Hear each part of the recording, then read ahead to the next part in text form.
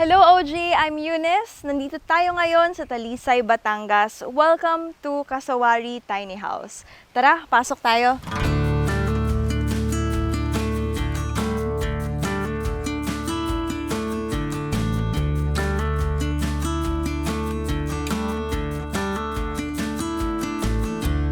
Casauary Tiny House started as a vision to provide rest to people that are tired.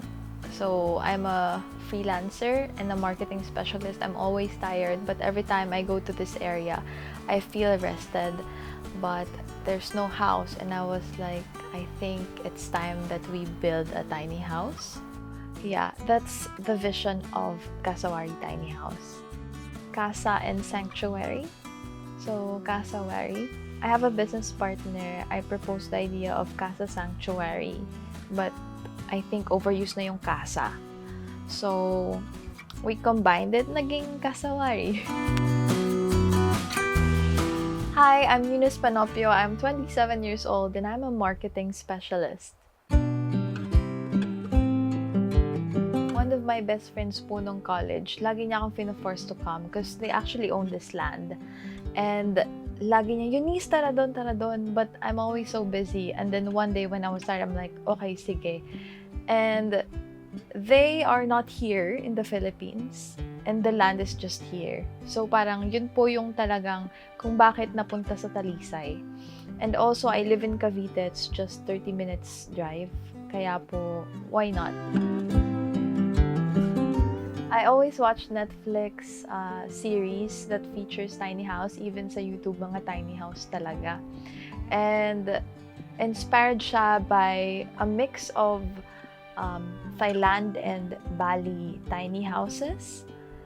But the materials here are very Filipino.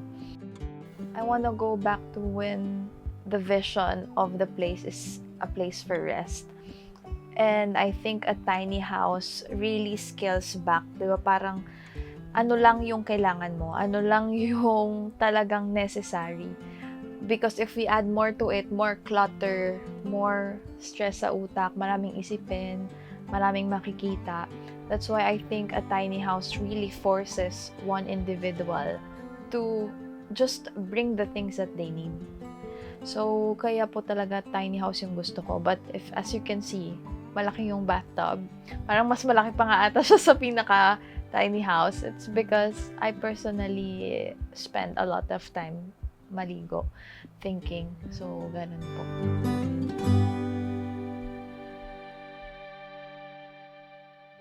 So, the Casauary lot area, kung saan talaga nakatayo yung tiny house, that's 1,500 square meters.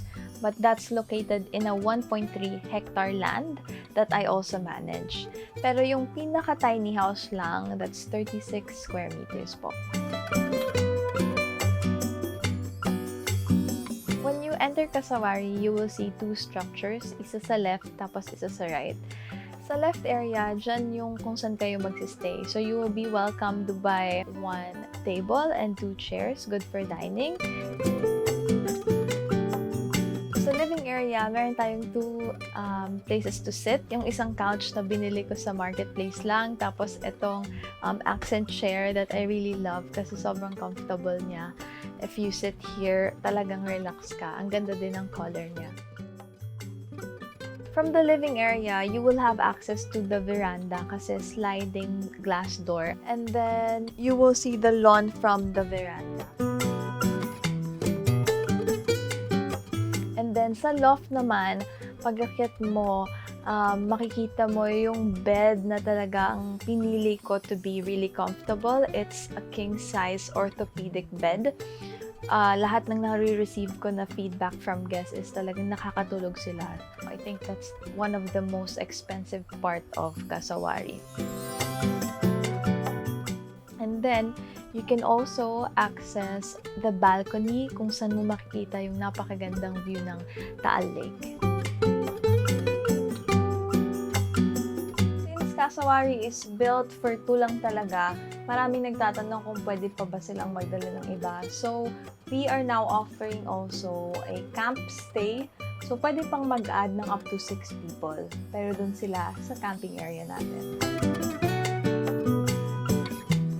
might be wondering, may kitchen ba? Actually, we do have a kitchen pero sobrang separate niya because what we want for the guests is to just relax and not think about anything. Maghuhugas pa, magpe-prepare pa. So, meron tayong caretaker na talagang allotted for the guests here. So, they prepare everything, snacks, dinner, breakfast, inclusive na yun sa stay ng guest. And then, if ever talagang mahilig magluto yung guest, gusto ko magluto, gusto ko mag-chop, gusto ko mag-grill, then we can provide that as well. Pans and everything that you might need, we can also provide that. But so far, sa lahat ng guests namin, walang nag-request to cook on their own because they just want to relax. And then, sa right side naman, yan ang ating toilet and bath.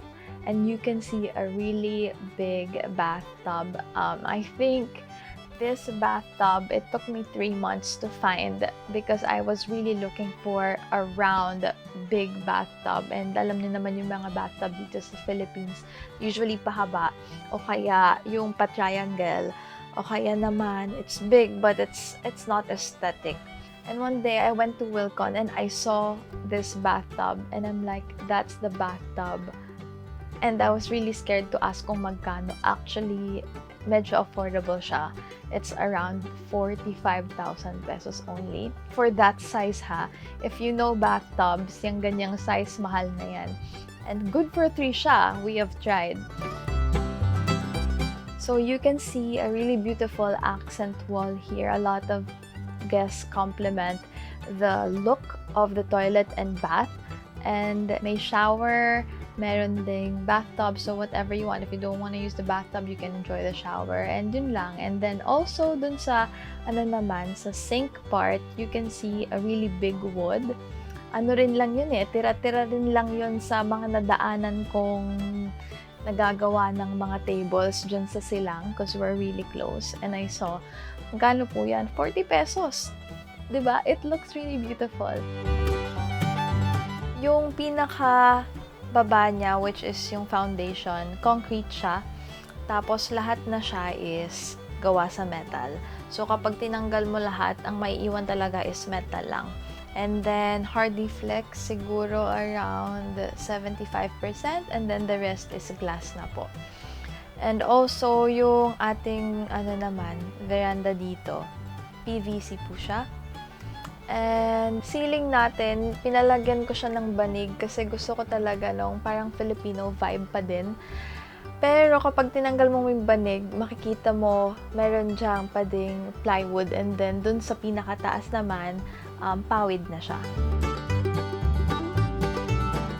And kung mapapansin nyo, marami ding glass yung walls. Actually, I wanted full glass. Pero with the budget that I had to compromise. But that's okay because we're in the Philippines and na-realize ko na kapag nag-full glass talagang mainit. So now, it's really perfect kapag inopen mo yung mga curtains, talagang pasok yung natural light para ka pa rin nasa labas.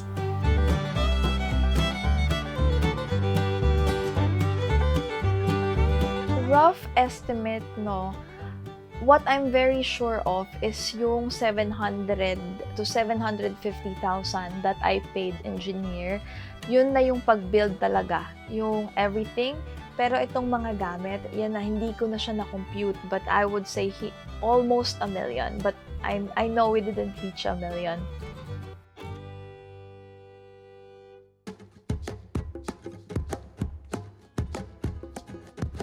I think what's unique about Casauary talaga is the toilet and bath. I have never seen other tiny houses, of course, because it's a tiny house that offers that insanely big toilet and bath. And even yung mga regular houses dito around the area, mahilig ako mag-staycation, pero wala pa akong nakitang kasing laki ng aming bathtub with a view. So, you stay there, you enjoy the hot water, and you get the view. And one of the unique things you can do in Casauary is pwede kayong mag-fruit picking. So, basta merong saging na available, merong bayabas, merong chiko, merong langka, pwede kayo dyan mag-fruit picking, basta kakainin nyo on the spot. Pero kung kailangan nyo magdala pa uwi, then yun is extra payment na po.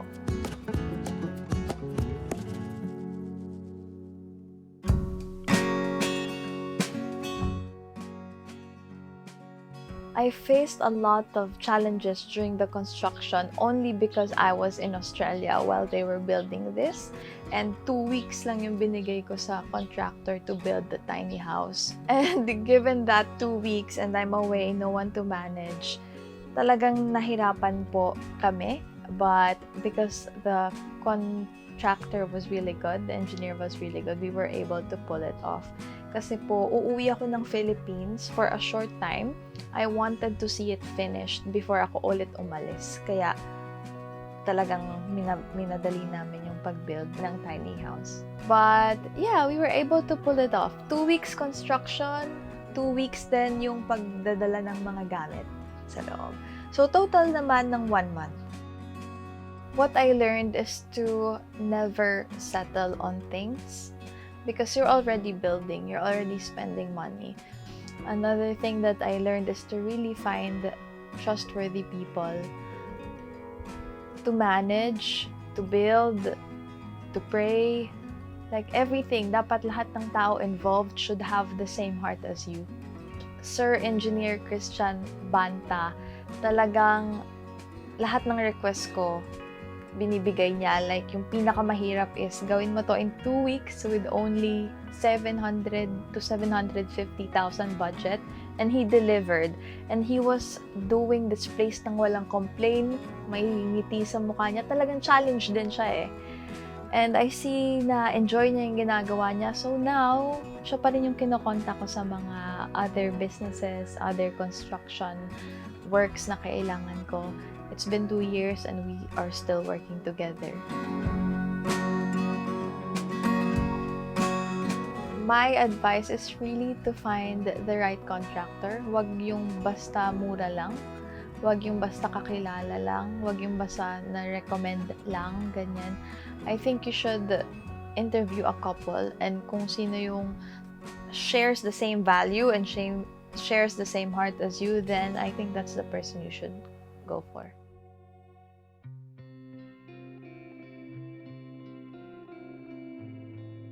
I wouldn't say it's very, very, very personal. I would say it's more of another version of me. Parang ganon. If I were to build the house na parang ako, it's not gonna be Casauary. So this is parang my other persona. Yeah. But it's personal in a sense na yung pinagpagawa ko ng Casauary, kasi 50-50 yan eh. 50% is from my partner, 50% is from me. And I was able to provide that while being an international student in Australia. And yeah, habang nag-aaral, nagtatrabaho ako so that I could pay for this. And Engineer Christian, he allowed me to pay him in installment pa. So yung 750,000 na usapan namin, he allowed me to pay that in 6 months. So half bayad ko sa kanya, which is yung binayad ng partner ko, but yung part ko, I paid it in installment. You have to experience it yourself for you to understand. Because I can say na talagang sobrang worth it, but it's more than worth it eh.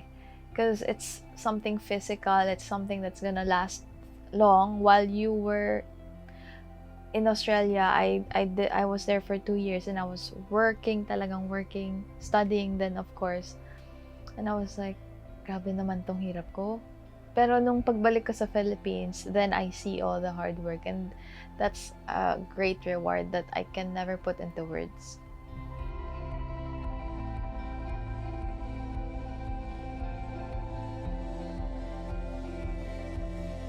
Want to share your house and get featured?